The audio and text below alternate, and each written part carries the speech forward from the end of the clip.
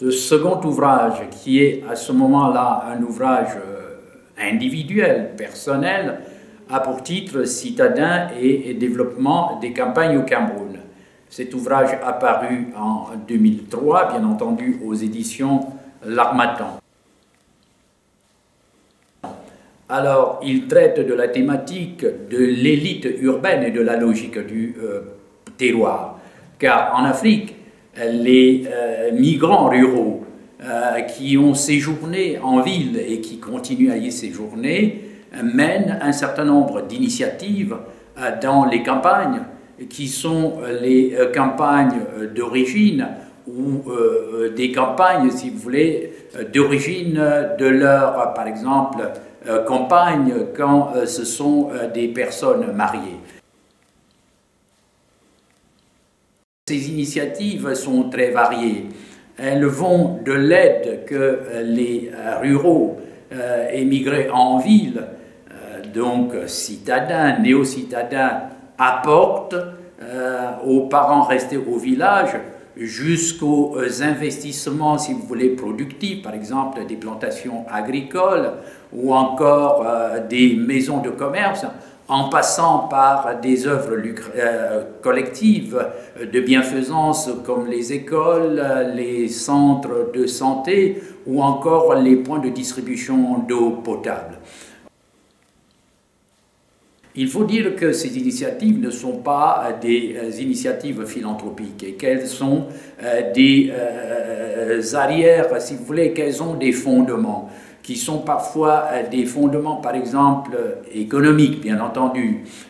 Lorsqu'on investit dans les plantations, dans l'agriculture, c'est pour en vendre finalement les fruits et en tirer finalement des bénéfices. Ou alors des fondements psychologiques. Les citadins, en agissant comme ils le font, c'est-à-dire en envoyant de l'aide aux parents restés au village, en y finançant des infrastructures collectives, ouverture des routes, construction des écoles, ils veulent montrer à leurs concitoyens villageois qu'ils ont réussi dans leur aventure en ville, car partir du village pour la ville constitue toujours une aventure, et il y en a qui retournent de cette aventure-là sans avoir rien obtenu. Or, ceux qui ont réussi finalement en ville veulent, par leurs initiatives, montrer à leurs concitoyens villageois qu'ils ont réussi, sans compter finalement les citadins qui font des œuvres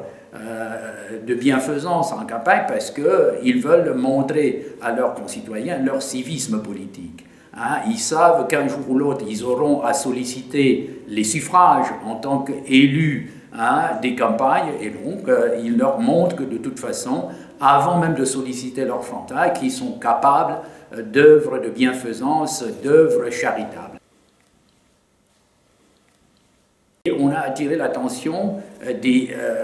ruraux en leur disant qu'il ne faut pas qu'ils se satisfassent, si vous voulez, des seules initiatives des campagnes, car il y a un adage qui dit qu'il vaut mieux apprendre à un homme à pêcher qu'à lui donner du poisson. Et là aussi, comme des initiatives comme la construction des routes, la construction des écoles, l'aménagement des points d'eau potable, sont des investissements qui ailleurs sont réalisés par l'État. Nous disons aussi que cette intervention, ces initiatives des citadins en faveur des campagnes ne doivent pas dédouaner l'État, ne doivent pas dispenser l'État de ces tâches, si vous voulez, qui sont des tâches, à mon avis, régaliennes. D'ailleurs, l'aménagement des routes, la construction des écoles, l'ouverture des points d'eau potable,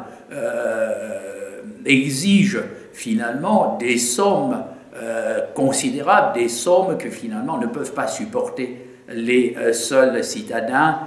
fussent-ils généreux et fussent-ils collaboratifs.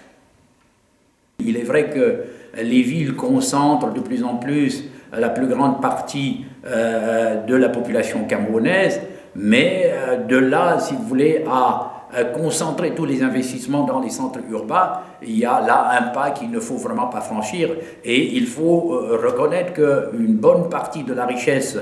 du pays provient encore de la campagne, l'agriculture